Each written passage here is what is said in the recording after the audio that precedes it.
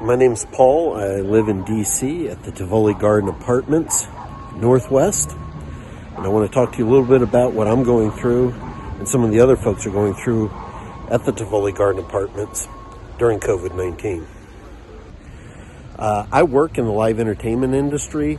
We are people who do the big conventions in DC at the Marriott Marquis, at the Grand Hyatt, what they call the Hinckley Hilton, all over the big hotels, where there are literally thousands and thousands of people employed in this city as either independent contractors or W-2 employees that work directly for the hotels that haven't had work literally since like February.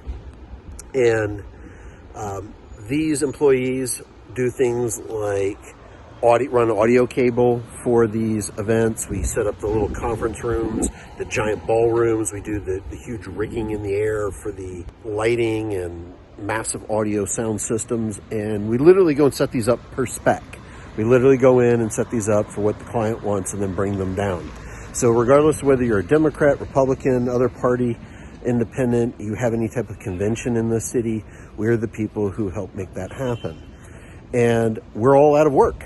And we have people in our industry also that do things like they service the tables, people that bring out the bread and butter, that fill your water cups up. And we're all out of work, literally tens of thousands of us affected by this in the city. And unfortunately, our people at Tivoli Gardens, the Cafritz family who owns the property, and the Donaldson Management Group have been horrendous when it comes to showing any level of compassion towards the people who live here. We literally have over 100 people that are facing eviction from this complex alone once the protections are lifted. Now, it's important to understand that we have gone to Cafritz and we've gone to Donaldson with our concerns, and we've been basically told there's absolutely nothing they're going to do for us. Each one tells us to take it up with the other.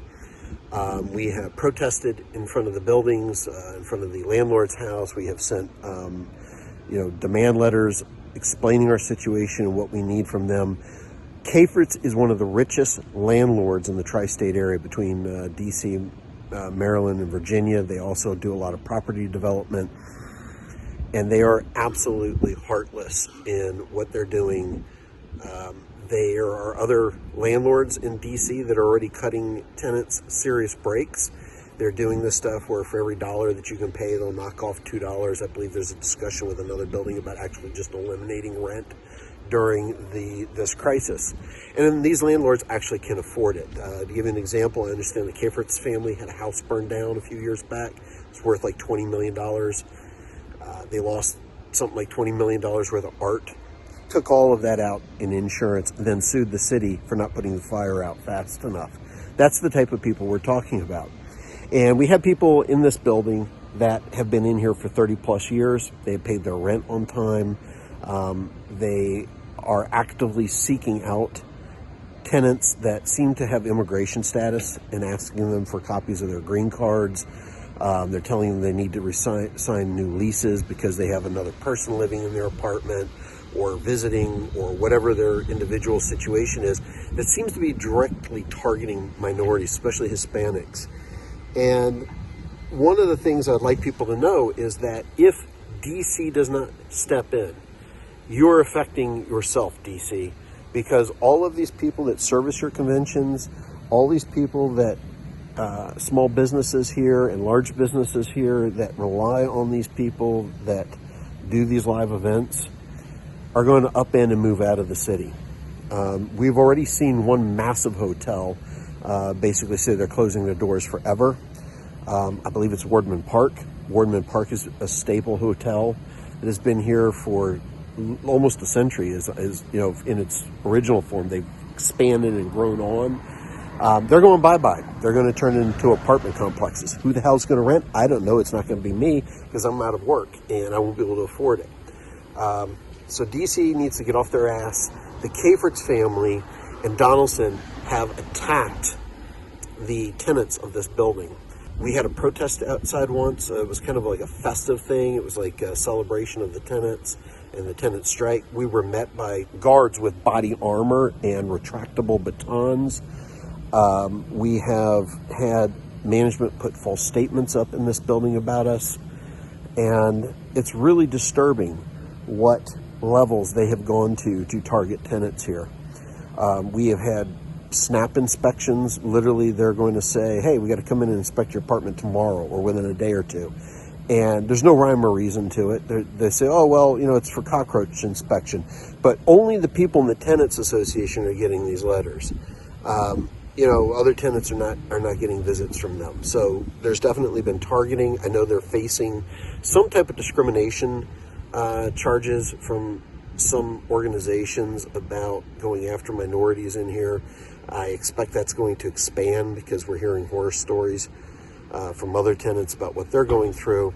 But I want people to understand that there are huge swaths of people in the District of Columbia who make their living supporting this city's live event business.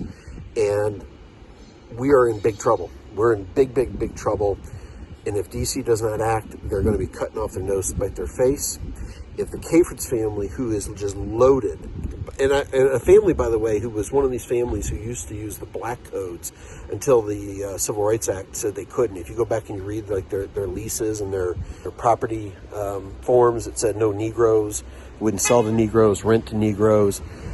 This is a family that has a history of going after minorities, and it looks like they're still doing it. And the management company, Donaldson, they don't seem to have any shame about going after people like that either. So I don't know what DC is going to do once this COVID rent protection is lifted in early January. Yeah, you're going to have the courts tied up, and people like myself and tens of thousands of other people in the city are just going to be horribly affected by it. So it's your choice, DC, as to what you're going to do. You're going to side with the landlords. I know they're the ones that give you money for your elections, but if you think you've seen rioting and protesting and upset people before, just wait until you start mass evicting people by the thousands in the city. It's not a threat. It's just an understanding of what's going to come. People are going to be desperate. They're going to be frightened. They're going to be terrified. And you're going to back them into a corner where they're going to have to fight. They don't have any other choice. So your choices right now for the mayor and, for the DC council, Cafritz, you think this is a joke. You think that you can play with people in here. Donaldson, you think you can just walk all over people, harass them, send guards with weapons and body armor to family-friendly kind of festivity protest events? Think again.